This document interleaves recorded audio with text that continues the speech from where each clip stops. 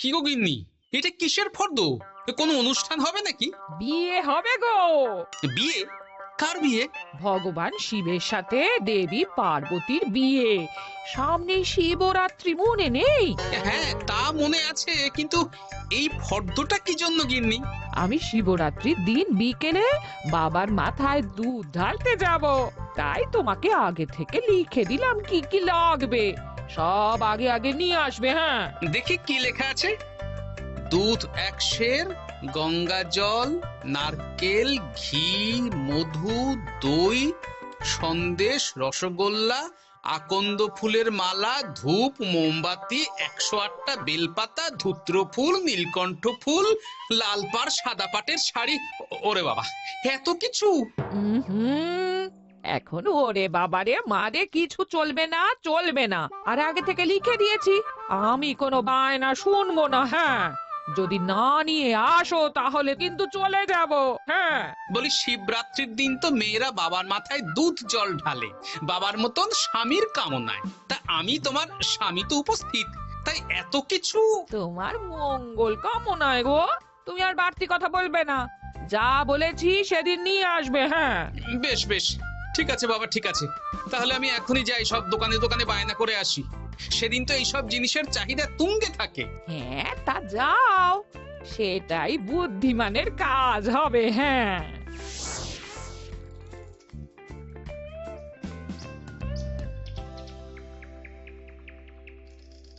আরে এই তো পুটির বাবা, সকালে রাজসভায় গিয়েছিলে কিন্তু তেমন কোনো কথা হলো না। হ্যাঁ গোপাল দাদা, এখন কি যে করি। ঠিক আছে ঠিক আছে, আমি দেখছি কি ব্যবস্থা করা যায়, বুঝলে। ঠিক আছে গোপাল দাদা, একটু দেখো, বুঝতেই তো পারছো অভাবের সংসার। হ্যাঁ হ্যাঁ, কোনো চিন্তা করো না।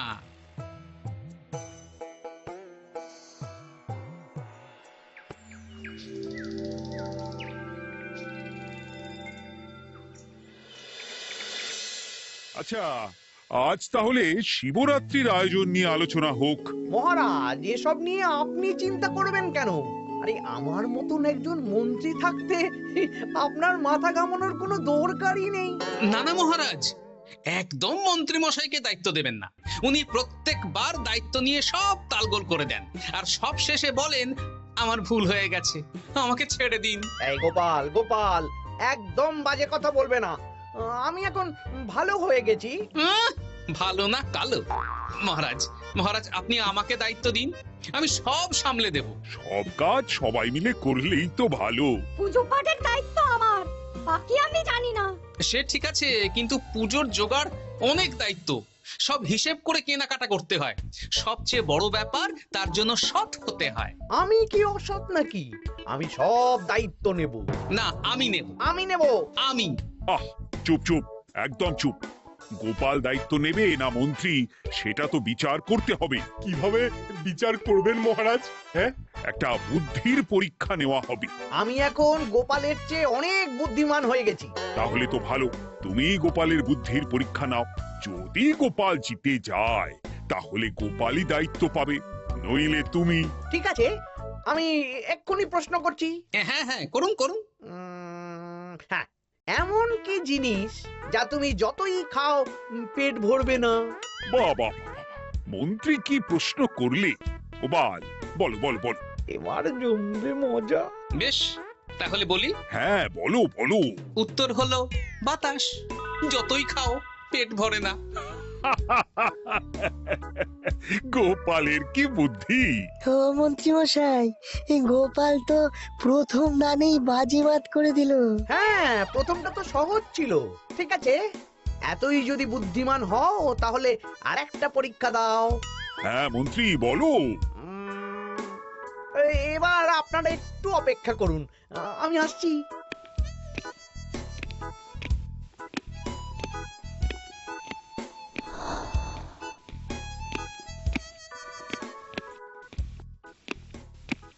এই তো মন্ত্রী এসে গেছে, আবার হাতে একটা খাঁচা। এই নাও গোপাল, এই খাঁচায় একটি অদৃশ্য মুরগি আছে। তুমি যদি বুদ্ধিমান হও তবে এর মাংস রান্না করে আজ নৈশভোজে মহারাজকে খাওয়াতে হবে। যদি না পারো, দায়িত্বের দও পাবে না। বেশ, তাহলে দিন, আমি রাতেই আসছি, রান্না করে নিয়ে আসছি। আপনারাও সবাই হাজির থাকবেন কিন্তু।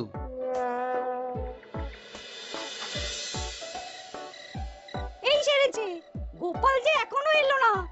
গোপাল নির্ঘাত ফেসেছে। এই তো চলে এসেছি, এ কি গোপাল, তুমি তো খালি হাতে। মাংসের ঝোল রেঁধেও এনেছি। কই গোপাল, অদৃশ্য মুরগির ঝোল কোথায়? হ্যাঁ, কোথায় গোপাল? আহ, মহারাজ, অমন সুস্বাদু মুরগি আমি আগে কখনো খাইনি। আমি সেটা রান্না করে রাজপ্রাসাদের প্রধান ফটকের বাইরে রেখে এসেছি।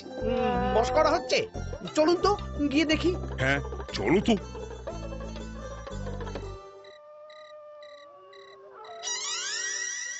এ কি, এখানে তো কিছুই নেই, আমি তো দেখতে পাচ্ছি না। কই, আমরা তো কেউ কিছু দেখতেই পাচ্ছি না। কোথায় কোথায় মাংসের ঝোল? আরে মন্ত্রী মশাই, অদৃশ্য মুরগি রান্না করলে ঝোলটাও তো অদৃশ্যই হবে। আপনি দেখতে পাচ্ছেন না, মানে আপনার মনে পাপ আছে, নইলে আপনার চোখের সমস্যা। মহারাজ তো ঠিকই দেখতে পাচ্ছেন, তাই না মহারাজ? এই রে, গোপাল তো মোক্ষম জবাব দিয়েছে। হ্যাঁ হ্যাঁ, চমৎকার ঘ্রাণ বেরোচ্ছে। মন্ত্রী, তুমি দেখতে পাচ্ছ না কেন? ইয়ে না, মানে ঠিক আছে, ঠিক আছে, পাচ্ছি, দেখতে পাচ্ছি। একটু ঝাপসা লাগছে, মনে হয় চোখ দেখাতে হবে। তার মানে গোপাল তো মন্ত্রী মশাইকে পর পর দুবার হারালো। আর একটা সুযোগ দিন মহারাজ, শেষ সুযোগ। বেশ, দিলাম। গোপালের কিন্তু বিশাল বুদ্ধি। মন্ত্রী, দেখো তো তুমি পারো কিনা, আর এটাই শেষ সুযোগ। মহারাজ, গোপাল যদি এতই বুদ্ধিমান হয়, তবে ও কি বলতে পারবে কাল ভোরে আমার মনে প্রথম কোন চিন্তাটা আসবে? এটা তো খুবই সহজ কথা। কাল ভোরে আপনার মনে প্রথম চিন্তা আসবে মহারাজ যেন দীর্ঘজীবী হন এবং রাজ্যের উন্নতি হোক। এই সেরেছে, এবার তো মহা ফাপড়ে পড়লাম। আমি যদি বলি না, এটা আমার চিন্তা ছিল না, তবে মহারাজের কাছে গর্দান যাবে। আর যদি বলি হ্যাঁ, তবে গোপালের বুদ্ধির কাছে আমাকে হার মানতে হবে। কি মন্ত্রী, বলো। হ্যাঁ, ঠিক বলেছ গোপাল, এটাই আমার চিন্তা ছিল। সাবাস গোপাল, সাবাস, কি তীক্ষ্ণ বুদ্ধি।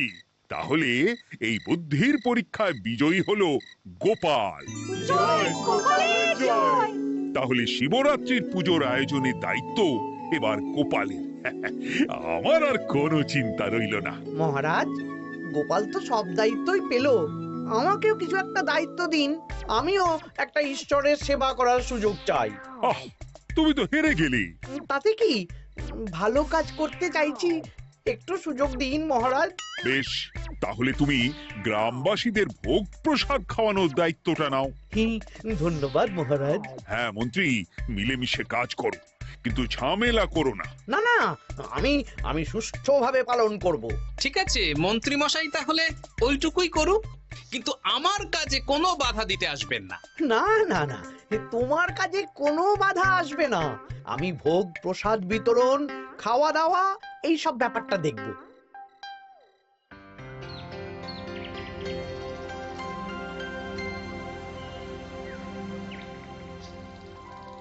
বলুন মন্ত্রী মশাই, সকাল সকাল ডেকে পাঠালেন।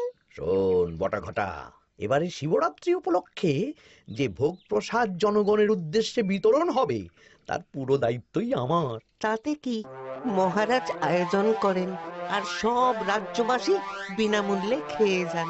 সেই প্রথা এতদিন চালু ছিল, কিন্তু এবার একটু অন্যরকম হবে। কিরকম কিরকম? তোরা দুজন আমার নাম করে সব গরিব প্রজাদের কাছ থেকে ভোগ খাওয়ার জন্য চাঁদা তুলবি।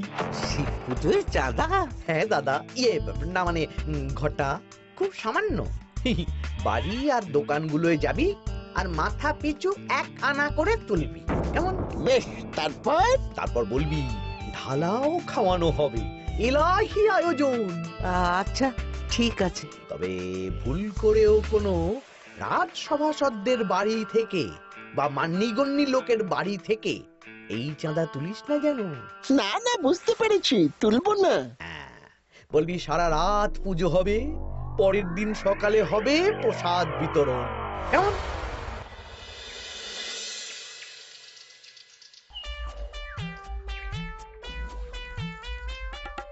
বলা, এবারে শিবরাত্রি উপলক্ষে যে পূজা হবে তার ভোগ প্রসাদ খাবে তো?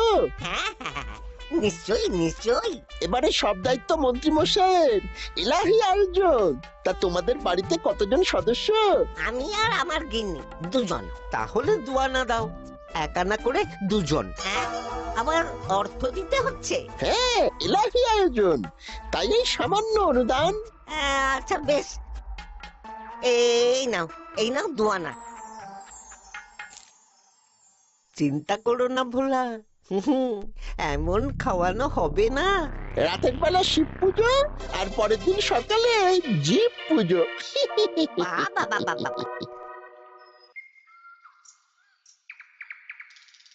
সব দোকানে দোকানে আমি যাচ্ছি, আর তুই লোকজনের বাড়ি বাড়ি যা। বেশ। রে, কত হলো? অনেক হয়েছে মন্ত্রী মশাই, এই দেখুন। বাবা বাবা বাবা, এক আনা করে নিয়েই তো থলে ভরে গেছে। হ্যাঁ, এবার হবে মাছের তেলে মাছ ভাজা।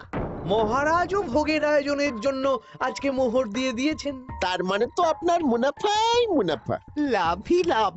আমাদেরকেও কিছু দিন। দেব দেব, এখনো কাজ বাকি আছে।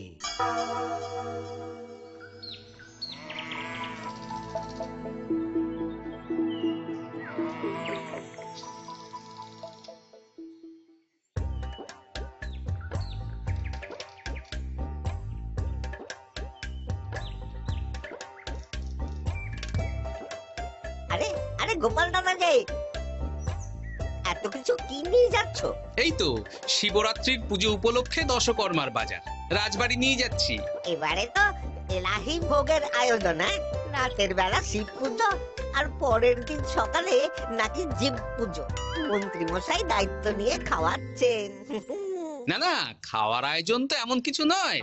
আমি যতদূর জানি ওই খিচুড়ি, আলুর দম, ছেঁচড়া, পায়েস, চাটনি আর একটা করে মিষ্টি। আর যতদূর জানি এই ভোগ খাবার জন্য সব গ্রামবাসী থেকে মাথা পিছু এক আনা করে নিয়েছেন। হ্যাঁ, ভোগের প্রসাদ তো বিনামূল্যে। মন্ত্রী মশাই এক আনা করে মাথা পিছু নিয়েছেন? হ্যাঁ গো, এরকম তো কথা ছিল না। আচ্ছা আচ্ছা, আমি দেখছি কি করা যায়। দেখছি আমি দেখছি।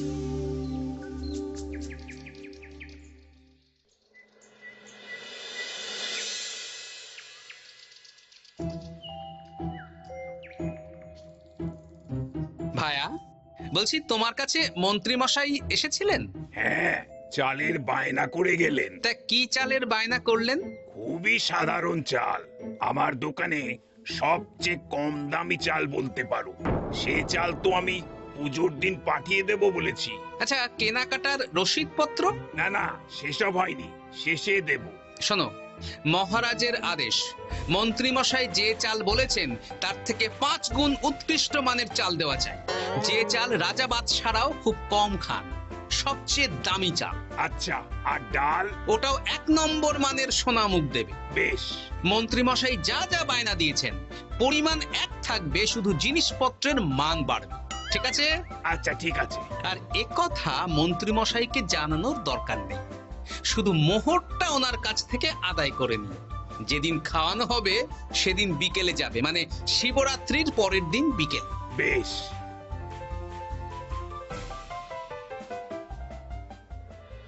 নাও ধরো গিন্নি, যা যা বলেছিলে সব কিনে এনেছি। এবার আমি মন্দিরে গেলাম, কেমন? ঠিক আছে গো, তুমি কি ভালো। দীক্ষেতা, চললাম এখন ভিড় সামলাতে।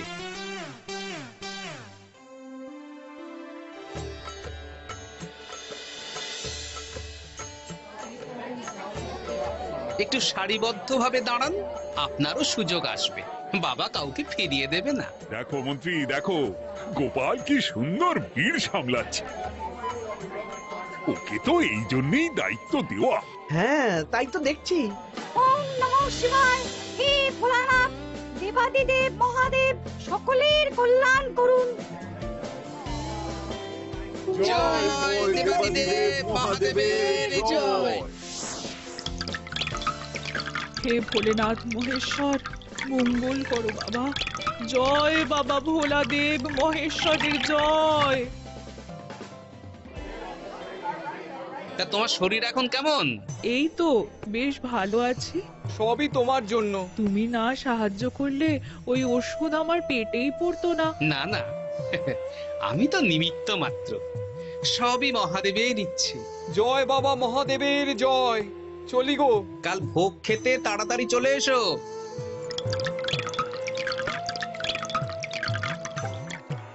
জয় দেবাদিদেব মহাদেবের জয়।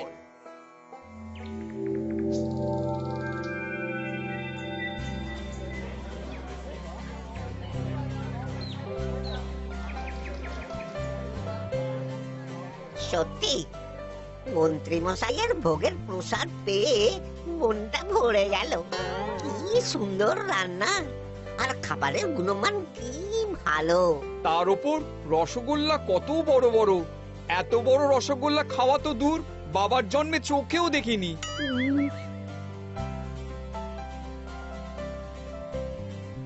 এই সেরেছে।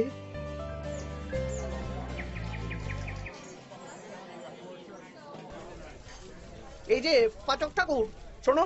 বলুন মন্ত্রী মশাই, আজ আমি খুব খুশি। কেন? আপনি মহান। কেন? মানে আপনি যে চাল পাঠিয়েছেন সে চালে রান্না করা আমার স্বপ্ন ছিল। কি গন্ধ, কি গুণমান, রাজা বাদশাদের চাল বলে কথা। আমি তো খুব সাধারণ মানের চাল দিতে বলেছিলাম, 30 আনা সের মূল্যের চাল। কেন, নবাব বাদশাদের ঘরে এই চালটা থাকে। তাই? কোথা থেকে এলো? কেন, চালের দোকান থেকে এসেছে। মিষ্টিও দারুণ, রসগোল্লা তো নয়, যেন যেন একেবারে বড় বড় রাজভোগ। কি আকার, কি গুণমান, কি স্বাদ। আহা, দেখুন দেখুন দেখুন। বাবা, ভোলা এত বড় রসগোল্লা দিয়েছে। ঠিক আছে, যা হচ্ছে হতে দে। আমি তো চিন্তায় পড়ে গেছি।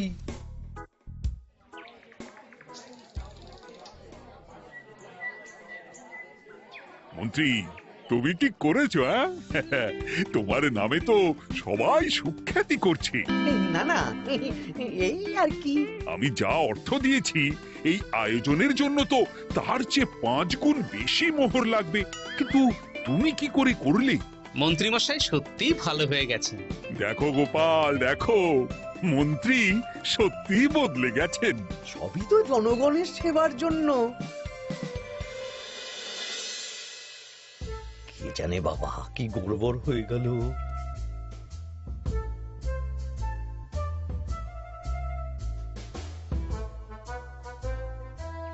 মন্ত্রী মশাই,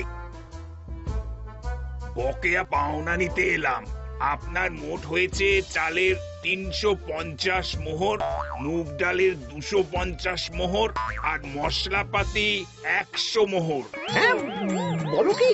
মন্ত্রী মশাই, ওই আপনার মোট বকেয়া 300 মোহর। আর আমার এই 150 মোহর। হ্যাঁ, চলুন মহারাজ, একটু মন্ত্রী মশাইয়ের বাড়ির দিকে ঢু মেরে আসি। চল। চলুন, ওনাকে গিয়ে ধন্যবাদ জানিয়ে আসি। এই না না না, আরে আরে আমি কি করে দেব? আমি কি চন্দ্রমুখী আলু দিতে বলেছিলাম? আমি কি করে দেব? না না, ও আপনাকে দিতেই হবে। হ্যাঁ, কি বলছো মন্ত্রী? তুমি এত ভালো কাজ করেছো, এত বড় মুখ করে সকালে বললে যে সবই জনগণের সেবার জন্য। আরে আমি কিভাবে জানবো যে এত খরচ হয়ে যাবে? কেন মন্ত্রী মশাই, আপনি তো গ্রামবাসীদের থেকে অর্থ নিয়েছেন, মাথা পিছু 1 আনা করে। মানে এই সব তো কথা ছিল না। এই সেরেছে, গোপাল কি করে জেনে গেল? এসব কথা কি আর চাপা থাকে? আর সেই জন্যই তো আপনি ভালো মানের খাবার খাইয়েছেন। সত্যি তো, যে মানের খাবার খাওয়ানো হয়েছে তা কৃষ্ণনগর কেন, আশেপাশের কয়েকটা নগরের লোকও এই জিনিস চোখে দেখেনি, আর তাই তুমি অর্থ আদায় করেছো। না মানে, আমি বুঝতে পারছি না, আমার অনুমতি ছাড়া এগুলো হলো কি করে? মন্ত্রী মশাই, বকেয়া পাওনা দিন, নইলে খারাপ হয়ে যাবে বলে দিচ্ছি। হয়ে গেল, আমি ভিখারি হয়ে গেলাম। অগিন্নি, মোহরের থলেগুলো নিয়ে এসো, গয়নাগাটি নিয়ে এসো। আমাকে পথে বসিয়ে দিল। কে কে আমার এত বড় সর্বনাশ করলো? আমি মন্ত্রী মশাই, আমি। আপনি যখন চাঁদা তুলে ভালো খাওয়াতে চাইছেন, তাই সবচেয়ে ভালো খাওয়ানোর ব্যবস্থা করে দিলাম, তাও আবার আপনার ঘাড় ভেঙে। আমার সর্বনাশ হয়ে গেল।